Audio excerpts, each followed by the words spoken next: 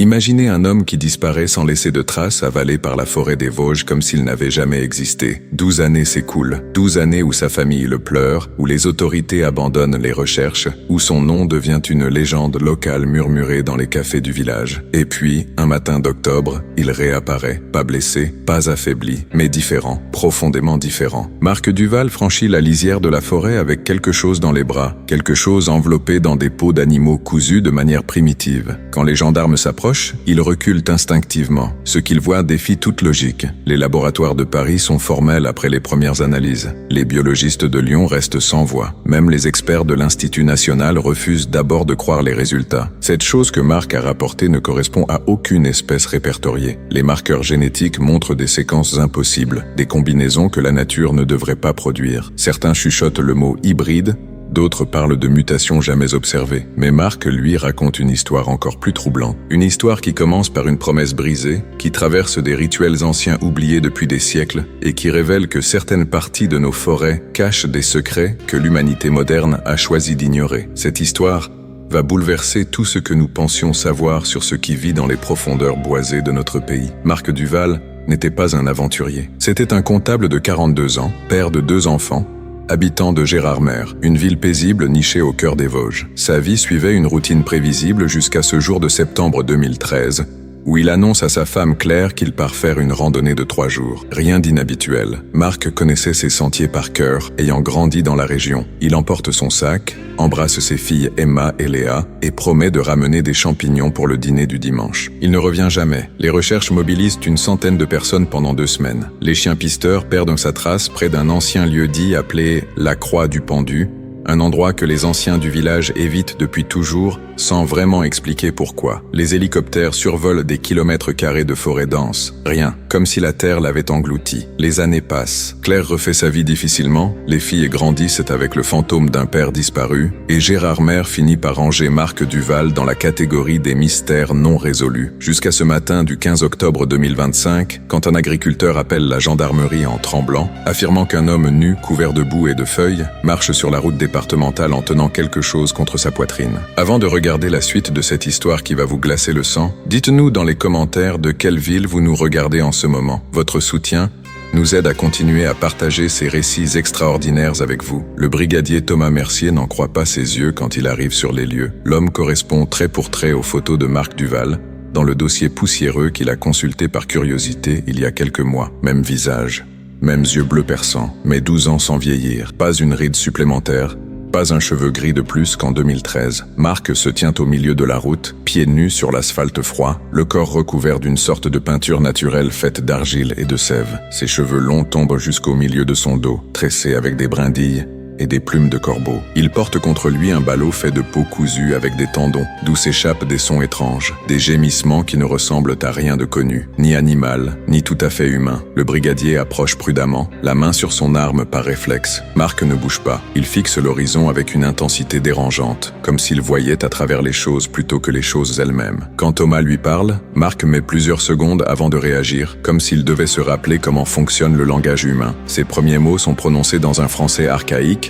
presque médiéval, qu'il corrige rapidement en fronçant les sourcils. Il demande quelle année nous sommes. Quand Thomas lui répond 2025, Marc éclate d'un rire qui ressemble davantage à un sanglot. Il murmure que le temps ne s'écoule pas de la même manière là-bas, dans la partie ancienne de la forêt, celle que les cartes modernes ne montrent plus. Il refuse de lâcher son ballot. Quand les renforts arrivent avec une ambulance, Marc accepte finalement de monter à condition qu'on ne touche pas à ce qu'il transporte. Dans le véhicule, l'infirmière Marie Blanchard essaie de l'examiner. Sa température corporelle est anormalement basse, 34 degrés, mais il ne montre aucun signe d'hypothermie. Son pouls est lent, 40 battements par minute, comme celui d'un athlète de haut niveau, alors qu'il n'a visiblement fait aucun exercice cardiovasculaire moderne. Plus troublant encore, sa peau porte des cicatrices rituelles, des symboles gravés avec précision, qui forment des motifs géométriques le long de ses bras et de son torse. Des symboles que Marie reconnaît vaguement pour les avoir vus dans un musée consacré au peuple celte. À l'hôpital de Remiremont, l'équipe médicale se heurte à un refus catégorique. Marc ne veut pas se séparer de son ballot, pas même pour une radiographie. Le docteur Arnaud Leblanc, chef du service des urgences, tente de négocier. Marc accepte finalement d'ouvrir partiellement les peaux devant lui seul. Ce que voit le docteur Leblanc le fait reculer jusqu'au mur. Il sort précipitamment de la salle d'examen, le visage blême et demande qu'on contacte immédiatement la gendarmerie nationale et les services vétérinaires, mais aussi, étrangement, le département d'anthropologie de l'Université de Strasbourg. Dans son rapport préliminaire, il écrit simplement « Présence d'un organisme vivant de nature indéterminée. Recommande expertise scientifique urgente. Possible découverte biologique majeure. » La nouvelle se répand comme une traînée de poudre. En quelques heures, Remiremont devient le centre d'attention de tout l'Est de la France. Des journalistes affluent, des curieux s'agglutinent devant l'hôpital, et dans la salle d'examen, Marc berce doucement son ballot en chantonnant une mélodie qui semble provenir d'un autre âge, tandis que des yeux brillants dans l'obscurité des peaux pliées. Claire Duval reçoit l'appel à 23 heures. Elle qui avait reconstruit sa vie morceau par morceau, accepté la disparition de Marc, même commencé à fréquenter quelqu'un de nouveau, se retrouve projetée 12 ans en arrière. Le gendarme au téléphone lui explique que son mari,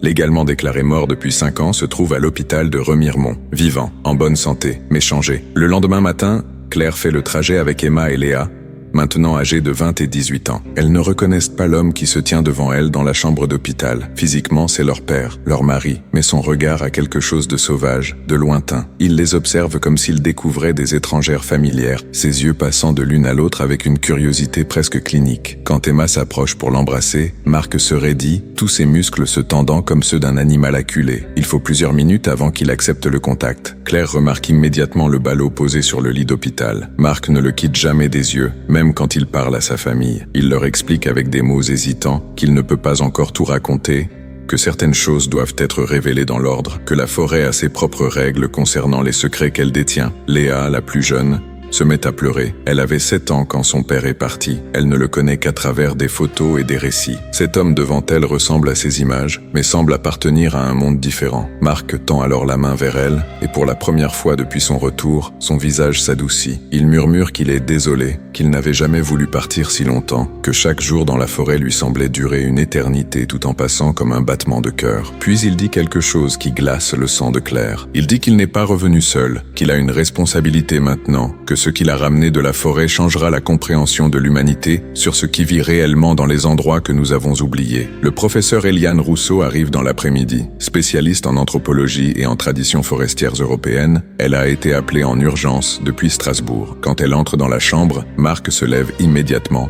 Un geste de respect instinctif. Il la reconnaît, ou plutôt il reconnaît ce qu'elle représente. Elle porte autour du cou un pendentif avec un symbole que Marc a gravé sur son propre bras. Un cercle entourant 3 lignes verticales. Le signe des gardiens de la vieille forêt, un ordre disparu au XVe siècle selon les livres d'histoire. Mais apparemment pas si disparu que cela. Eliane demande à rester seule avec Marc. Leur conversation dure 3 heures. Personne n'entend ce qui se dit. Mais quand elle ressort, le professeur Rousseau a les larmes aux yeux. Elle convoque immédiatement une conférence avec les autorités médicales et demande que des mesures de sécurité soient mises en place, non pas pour protéger les gens de Marc ou de ce qu'il a ramené, précise-t-elle, mais pour protéger ce qu'il a ramené des gens. Car ce que Marc Duval transporte, explique-t-elle avec gravité, pourrait être la dernière représentante d'une lignée que l'on croyait éteinte depuis des millénaires. Une lignée qui a donné naissance à toutes les légendes de créatures forestières à travers l'Europe. Les fées, les lutins, les esprits des bois, tous avaient une origine commune. Et Marc en a ramené la preuve vivante. Les analyses ADN effectuées par l'Institut de recherche biologique de Lyon révèlent des résultats qui défient toute classification connue. Le docteur Sophie Chen,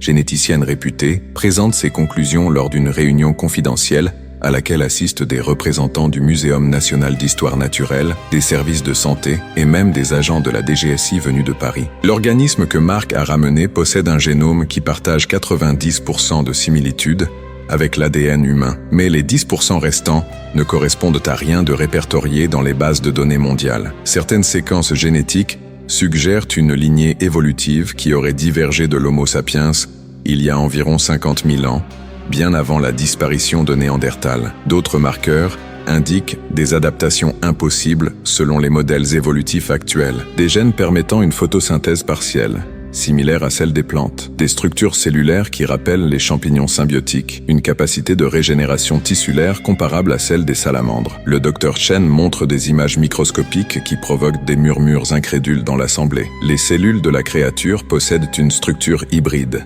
avec des parois semi-végétales et des organites jamais observés auparavant. Plus troublant encore, l'analyse du sang révèle la présence de composés chimiques bioluminescents qui brillent faiblement dans l'obscurité. Marc présent à la réunion, écoute ses explications scientifiques avec un sourire triste. Quand on lui donne la parole, il explique que là où il était, dans la partie ancienne de la forêt, la vie ne suit pas les mêmes règles. Il parle de champignons géants dont les spores modifient la perception du temps, d'arbres qui communiquent à travers des réseaux mycorhiziens si complexes qu'ils forment une conscience collective, de sources d'eau qui portent en elles la mémoire de millions d'années. Il décrit un écosystème parallèle, caché dans des vallées que les satellites ne détectent pas, protégé par des phénomènes électromagnétiques naturels qui brouillent toute technologie moderne. Dans cet endroit, explique-t-il, vivent les derniers descendants des peuples qui habitaient l'Europe avant l'arrivée de l'homme moderne. Pas des Homo sapiens, mais une autre branche de l'arbre évolutif, une branche qui a choisi de fusionner avec la forêt plutôt que de la dominer. Ils se sont adaptés sur des millénaires,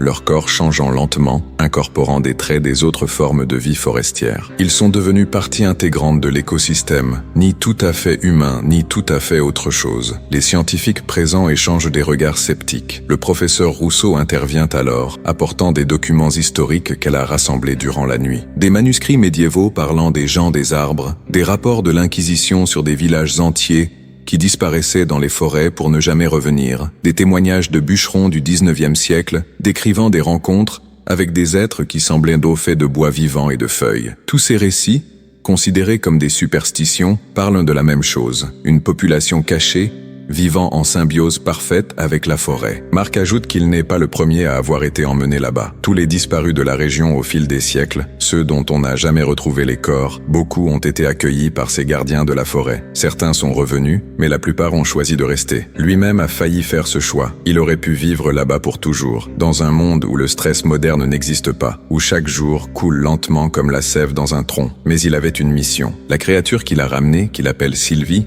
est une enfant, la dernière née de son peuple depuis 50 ans. Sa naissance a été vue comme un signe, une opportunité de renouer le contact avec l'humanité moderne, parce que la vieille forêt est en danger. Le changement climatique, la pollution, l'expansion urbaine, tout cela menace l'équilibre délicat qui permet à cet écosystème caché de survivre. Marc a été choisi pour être un pont, pour ramener la preuve que ces êtres existent, pour forcer l'humanité à reconnaître qu'elle partage encore cette planète avec d'autres formes de conscience. La réunion se termine dans un silence pesant. Personne ne sait comment gérer une telle révélation. Les jours suivants voient Remiremont transformé en zone de recherche scientifique de premier plan. Des laboratoires mobiles sont installés. Des experts affluent du monde entier, attirés par les rumeurs qui commencent à filtrer malgré les tentatives de discrétion. Marc accepte que Sylvie soit examinée, mais sous conditions strictes, pas de prélèvements invasifs, pas de séparation, et surtout qu'on la traite comme un être conscient, pas comme un spécimen de laboratoire. Quand les chercheurs voient enfin Sylvie complètement, certains ont du mal à retenir leurs larmes. Elle ressemble à une fillette d'environ 6 ans, avec de grands yeux dorés qui reflètent la lumière comme ceux d'un chat. Sa peau a une teinte légèrement verdâtre, et sous un éclairage direct,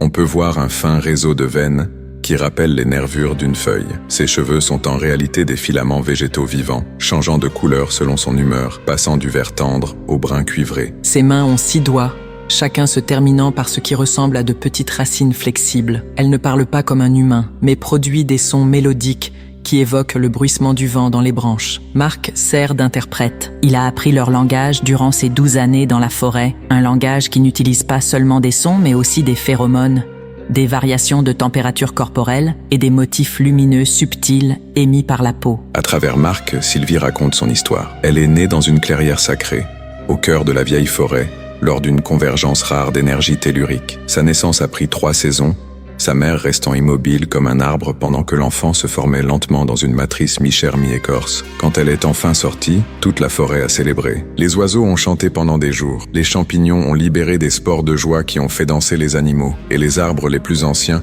ont laissé couler leur sève comme des larmes de bonheur. Mais cette joie était teintée de tristesse, car Sylvie pourrait être la dernière. Son peuple s'éteint lentement, ils sont trop peu nombreux, trop isolés génétiquement. Chaque génération est plus petite que la précédente. Dans quelques siècles, si rien ne change, ils auront complètement disparu. C'est pourquoi les anciens ont pris la décision extraordinaire d'envoyer Marc avec Sylvie, pour que le monde sache, pour que peut-être l'humanité puisse aider à préserver ce qui reste de leur habitat. Les réactions à cette révélation sont variées. Certains scientifiques plaident pour la création immédiate d'une réserve protégée. D'autres, plus cyniques, voient des opportunités commerciales, parlant déjà de brevets sur les gènes uniques de Sylvie. Les écologistes manifestent devant l'hôpital, exigeant que la forêt des Vosges soit classée patrimoine mondial. Les religieux débattent de la nature de l'âme de ces êtres. Les militaires s'inquiètent des implications stratégiques. Marc observe tout ce chaos avec une lassitude croissante. Ce n'est pas ce qu'il espérait. Il voulait de l'émerveillement, de la compassion, un réveil de conscience. Au lieu de cela, il voit la même avidité, la même volonté de contrôle qui a toujours caractérisé l'approche humaine de la nature. Une nuit, alors que l'hôpital est relativement calme, Marc prend une décision. Il rassemble ses affaires, enveloppe Sylvie dans une couverture et quitte discrètement le bâtiment par une sortie de service. Le professeur Rousseau, qui montait la garde dans le couloir, le voit partir. Leurs regards se croisent. Elle hoche imperceptiblement la tête et détourne les yeux, lui donnant quelques minutes d'avance. Marc marche dans les rues endormies de Remiremont, puis prend un sentier qu'il connaît, un sentier qui mène vers les hauteurs, vers la forêt. Mais avant de disparaître à nouveau, il a un dernier arrêt à faire. Il doit retourner chez lui, voir sa famille d'une dernière fois, leur expliquer pourquoi il doit repartir. L'aube se lève quand Marc arrive devant sa maison à Gérardmer. Claire est déjà réveillée, comme si elle avait senti sa venue. Elle ouvre la porte sans surprise, regarde Sylvie dans les bras de Marc et murmure simplement qu'elle savait que ce moment viendrait. Emma et Léa descendent, alerté par les voix. La scène qui suit est déchirante et belle à la fois. Marc explique qu'il ne peut pas rester, que sa place n'est plus dans ce monde moderne, que les 12 années passées dans la vieille forêt l'ont transformé de manière qu'ils ne peuvent pas comprendre. Son métabolisme a changé. Il ne peut plus supporter la nourriture transformée, l'air pollué des villes, le bruit constant de la technologie. Son corps et son esprit se sont adaptés à un rythme différent, celui des saisons et des cycles naturels. Plus important encore, Sylvie a besoin de lui. Elle est terrifiée par ce monde d'humains, par leurs machines bruyantes et leurs lumières artificielles. Elle dépérit loin de la forêt, ses filaments capillaires brunissants, sa peau perdant sa luminescence. Si elle reste trop longtemps hors de son habitat naturel, elle mourra. Marc doit la ramener, mais il doit aussi rester avec elle, continuer à servir de pont entre les deux mondes. Claire comprend. Elle a toujours su,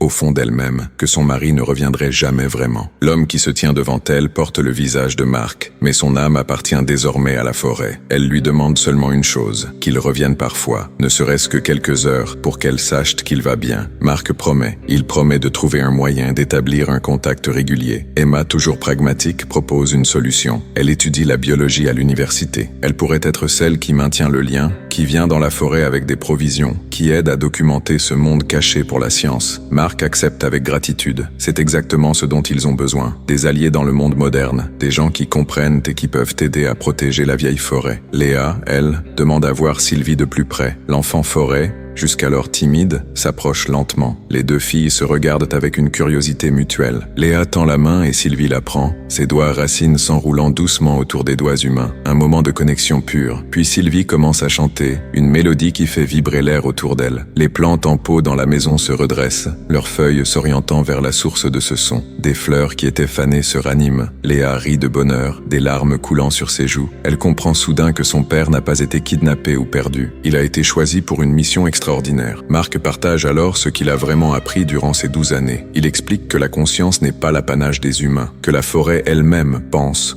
ressent, se souvient, que les arbres communiquent sur des distances énormes, s'avertissant des dangers, partageant des nutriments avec les plus faibles, que les champignons forment un internet naturel qui connecte tous les êtres vivants de l'écosystème, que cette intelligence collective existe depuis des millions d'années, bien avant que les premiers humains ne marchent sur Terre. Le peuple de Sylvie ne domine pas cette intelligence, il en fait partie. Ils sont les neurones de la forêt, ses yeux et ses oreilles. Ils maintiennent l'équilibre, guident les évolutions, préservent la mémoire des cycles passés. Sans eux, la forêt survivrait, mais elle perdrait sa conscience fine, sa capacité à s'adapter rapidement aux changements. Alors que le soleil monte dans le ciel, Marc sait qu'il doit partir. Les autorités finiront par découvrir son évasion. Il embrasse sa femme, ses filles, longuement. Claire lui glisse quelque chose dans la main, une photo de famille prise juste avant sa disparition, il y a 12 ans, un rappel de ce qu'il laisse derrière lui. Marc la garde précieusement contre son cœur, puis il se retourne,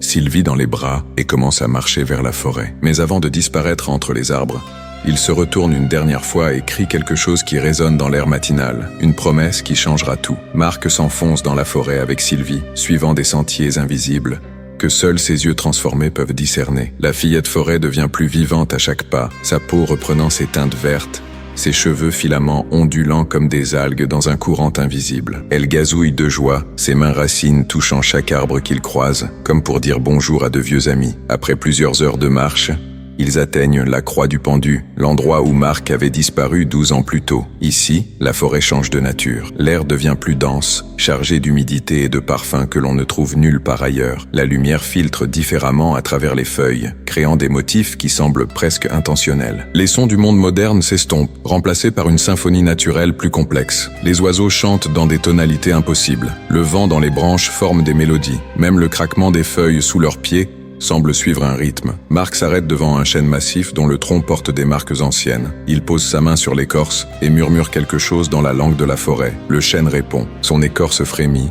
Des veines lumineuses apparaissent brièvement, traçant des symboles qui ressemblent à de l'écriture. Puis, lentement, le tronc s'ouvre, révélant un passage. Non pas une cavité naturelle, mais une ouverture délibérée, bordée de bois vivant qui pulse légèrement, comme de la chair. Sylvie entre en premier, disparaissant dans les ténèbres lumineuses. Mark jette un dernier regard vers le monde qu'il laisse derrière lui. Il pense à Claire, à Emma, à Léa. Il pense à tous les humains qui vivent leur vie, sans jamais soupçonner que juste à côté, séparé par un simple voile de perception, existe un autre monde. Un monde où la magie n'est que de la science, que nous ne comprenons pas encore, où les légendes sont des souvenirs déformés de vérités anciennes. Le passage le mène dans un réseau de tunnels formés de racines entrelacées. Les parois émettent une bioluminescence douce, projetant des ombres dansantes. Parfois, Mark aperçoit d'autres êtres se déplaçant dans les tunnels adjacents, des silhouettes qui pourraient être humaines ou non, difficile à dire dans cette lumière trompeuse. Des voix résonnent, portées par les tunnels d'une manière qui défie l'acoustique normale. Des chants, des rires,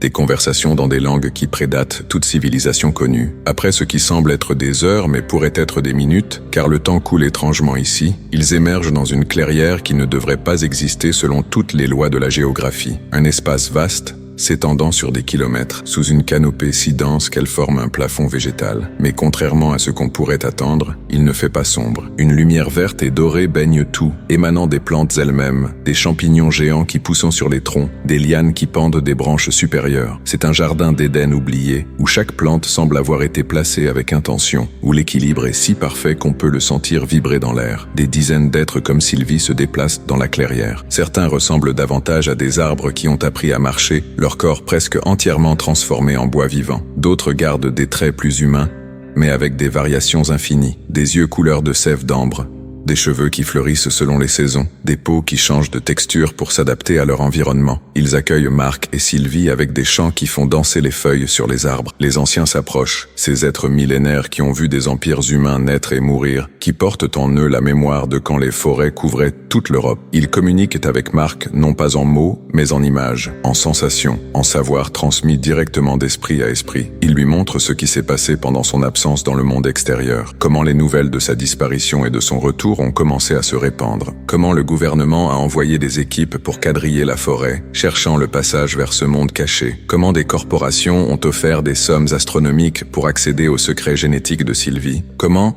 malgré tous les efforts du professeur Rousseau et des quelques alliés de Mark, la cupidité humaine menace de tout détruire. Mais ils lui montrent aussi autre chose, des images d'autres forêts à travers l'Europe, l'Asie, les Amériques, l'Afrique. Partout des poches de conscience forestière existent encore, cachées, protégés par des voiles similaires. Des peuples comme celui de Sylvie survivent, isolés les uns des autres, chacun gardant son territoire sacré. Et partout, ils s'affaiblissent. Le changement climatique perturbe leurs cycles vitaux. La pollution empoisonne les réseaux mycorhiziens. Les ondes électromagnétiques des technologies humaines créent un bruit qui rend difficile leur communication à longue distance. Dans quelques générations, tous pourraient disparaître, à moins que quelque chose ne change. Mark comprend alors pleinement sa mission. Il n'était pas juste censé ramener Sylvie pour prouver leur existence. Il est censé créer un mouvement, inspirer une révolution de conscience, montrer à l'humanité qu'elle n'est pas seule, qu'elle a des voisins anciens et sages, et que leur survie est liée. Si les forêts meurent vraiment, si ces consciences s'éteignent, l'humanité perdra plus qu'elle ne peut l'imaginer. Elle perdra des bibliothèques vivantes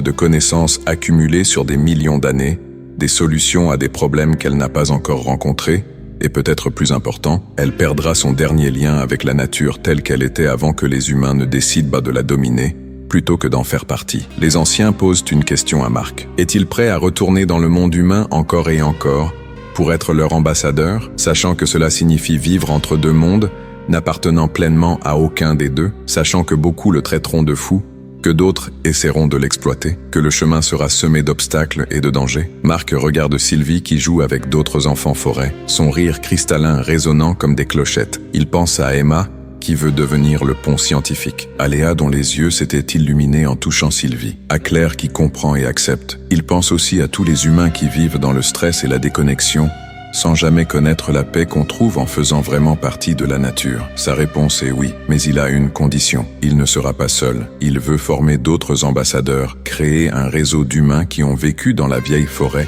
et qui peuvent témoigner. Les anciens acceptent. C'est précisément ce qu'ils espéraient, et ainsi commence une nouvelle ère, où les frontières entre les mondes deviennent plus perméables, où des secrets millénaires commencent à être révélés, où l'humanité doit choisir entre continuer sur sa voie destructrice, ou apprendre à coexister avec les consciences anciennes qui partagent encore cette planète avec elle. 6 mois ont passé depuis que Marc a disparu à nouveau dans la forêt. Le monde n'a pas oublié. Les images de Sylvie, bien que floues et partielles, ont fait le tour d'Internet. Les témoignages des scientifiques qui l'ont examiné ont fuité. Des documentaires sont en production. Des livres sont écrits. L'ONU a organisé des débats sur la protection des écosystèmes conscients. Mais les véritables changements se produisent plus discrètement. Loin des projecteurs médiatiques, Emma Duval a quitté l'université pour se consacrer à plein temps au projet. Elle a établi un campement permanent à la lisière de la vieille forêt, dans une cabane construite selon les principes que Marc lui a enseignés. De là, elle sert de point de contact entre les deux mondes. Elle reçoit régulièrement la visite d'êtres de la forêt qui lui apportent des échantillons de plantes médicinales inconnues, des graines d'espèces que la science croyait éteintes, des informations sur les réseaux écologiques complexes qui maintiennent la planète en vie. En retour, elle leur fournit des informations sur le monde humain, sur les menaces qui approchent, sur les lois qui sont votées. Un groupe grandissant de scientifiques travaille avec elle, des gens qui ont accepté de garder le secret sur l'emplacement exact de la vieille forêt en échange de l'accès à ses connaissances. Le professeur Rousseau dirige ce consortium informel, naviguant habilement entre les exigences de la communauté scientifique et la nécessité de protéger ce monde fragile. Ils ont publié plusieurs articles révolutionnaires sur la communication arbre-champignon, sur des mécanismes de régénération forestière jamais observés, sur des composés chimiques qui pourraient révolutionner la médecine. Mais ils gardent pour eux les détails les plus sensibles, ceux qui pourraient mener à l'exploitation plutôt qu'à la préservation. Léa, elle, a pris un chemin différent, mais tout aussi important. Elle est devenue activiste environnementale, utilisant l'histoire de son père pour sensibiliser les jeunes générations. Elle donne des conférences dans les écoles, organise des marches, crée des documentaires. Son message est simple, mais puissant. La nature n'est pas une ressource à exploiter, c'est un partenaire avec qui coexister. Et oui, ce partenaire est conscient, intelligent et a beaucoup à nous apprendre si nous acceptons d'écouter. Claire continue à vivre à Gérardmer, mais sa maison est devenue un lieu de pèlerinage discret. Des gens viennent du monde entier, attirés par l'histoire de Marc, cherchant des réponses, de l'espoir, une connexion avec quelque chose de plus grand qu'eux. Certains repartent déçus, d'autres transformés. Claire accueille chacun avec patience, partageant ce qu'elle peut tout en protégeant l'intimité de sa famille et les secrets de la forêt. Marc, lui, apparaît parfois, jamais au même endroit, jamais selon un calendrier prévisible, toujours à l'aube ou au crépuscule quand la lumière est douce et que les frontières entre les mondes s'amincissent. Il vient avec des messages des anciens, avec des avertissements sur des zones forestières en danger, avec des propositions de collaboration. Mais il vient aussi simplement pour voir sa famille, pour s'assurer qu'elles vont bien, pour maintenir ce lien qui est devenu si précieux. À chacune de ses visites, il semble un peu moins humain et un peu plus forêt. Sa peau a pris une texture légèrement rugueuse, comme de l'écorce jeune. Ses yeux changent de couleur selon les saisons, passant du vert vif du printemps au doré de l'automne. Des petites mousses poussent parfois dans ses cheveux qu'il arrache distraitement, mais son esprit reste acéré, sa compassion intacte, et son engagement envers sa mission plus fort que jamais. Il raconte que d'autres humains ont rejoint la vieille forêt, des gens qui avaient tout perdu dans le monde moderne, des écologistes désespérés, des personnes en quête de sens. Pas tous ne restent, le mode de vie est difficile, exigeant une adaptation que peu peuvent accomplir. Mais ceux qui réussissent deviennent des ambassadeurs comme lui, formant un réseau qui s'étend lentement à travers l'Europe. Ils identifient d'autres poches de forêt conscientes, aident à les protéger, facilitent la communication entre elles. Un nouveau mouvement émerge de ces efforts, pas une religion, pas exactement une philosophie non plus, mais quelque chose entre les deux. Une reconnaissance que la Terre est vivante dans un sens que nous avons oublié, que la conscience n'est pas binaire, présente ou absente, mais existe sur un spectre, que les forêts, les océans, les écosystèmes entiers peuvent penser, ressentir, se souvenir d'une manière différente des humains, mais non moins valide. Les gouvernements commencent à réagir, pas tous positivement, positivement. Certains voient une menace dans ces révélations, craignant que donner des droits à des entités non humaines conscientes ne paralyse le développement économique. D'autres y voient une opportunité. La France propose la création d'un nouveau type de réserve naturelle, non plus pour préserver des écosystèmes, mais pour protéger des partenaires conscients. La proposition est débattue passionnément à l'Assemblée nationale. Des lobbies s'y opposent. Des citoyens manifestent pour la soutenir. Le monde regarde, se demandant si l'humanité est capable d'un tel changement de paradigme. Et dans tout ce tumulte, Sylvie grandit. Elle a maintenant l'équivalent de 7 ans humains, bien que son développement suive des rythmes différents. Elle apprend à naviguer entre les deux mondes, venant parfois avec Marc lors de ses visites. Elle fascine tous ceux qui la rencontrent, non par son apparence étrange, mais par sa présence. Il y a en elle une paix, une connexion profonde avec le moment présent que les humains modernes ont perdu. Les enfants l'adorent particulièrement. Elle joue avec eux, leur montre comment écouter ce que les plantes leur disent, comment sentir les émotions des arbres. Certains de ces enfants développent des capacités qui surprennent leurs parents, une empathie accrue envers toute vie, une intuition sur la météo et les cycles naturels, comme si le simple contact avec Sylvie réveillait quelque chose d'endormi dans leurs gènes, un héritage ancien de quand nos ancêtres vivaient encore en harmonie avec la nature. Les scientifiques étudient ce phénomène avec fascination. Peut-être que l'évolution humaine n'est pas terminée. Peut-être que nous ne sommes pas condamnés à rester dans notre tour d'ivoire technologique. Peut-être qu'un retour est possible, pas vers un passé primitif, mais vers un futur où technologie et nature coexistent, où la conscience humaine et la conscience forestière se complètent, plutôt que de se combattre. Marc, lors de sa dernière visite, a partagé une vision que les anciens lui ont montrée. Dans cette vision, 300 ans dans le futur, les villes humaines ne sont plus des tumeurs de béton, mais des jardins verticaux où chaque bâtiment est un écosystème vivant. Les arbres poussent à travers les structures, leurs racines et les fondations s'entrelaçant. Les champignons forment un internet biologique qui complète le digital. Des êtres comme Sylvie vivent parmi les humains, enseignant, guérissant, maintenant l'équilibre. Et les humains eux-mêmes ont changé, leur génome lentement modifié par le contact constant avec leurs partenaires forestiers, développant de nouvelles capacités, une nouvelle conscience. C'est possible, dit Marc, mais seulement si nous faisons les bons choix maintenant, dans cette génération, pendant que nous avons encore le temps. Le récit de Marc Duval n'est pas terminé. C'est juste le début d'une histoire plus grande, une histoire qui implique chacun de nous, car nous sommes tous, que nous le sachions ou non, liés à ces anciennes consciences qui partagent notre planète. Leur sort est notre sort. Leur extinction serait notre diminution, et leur épanouissement pourrait être notre salut.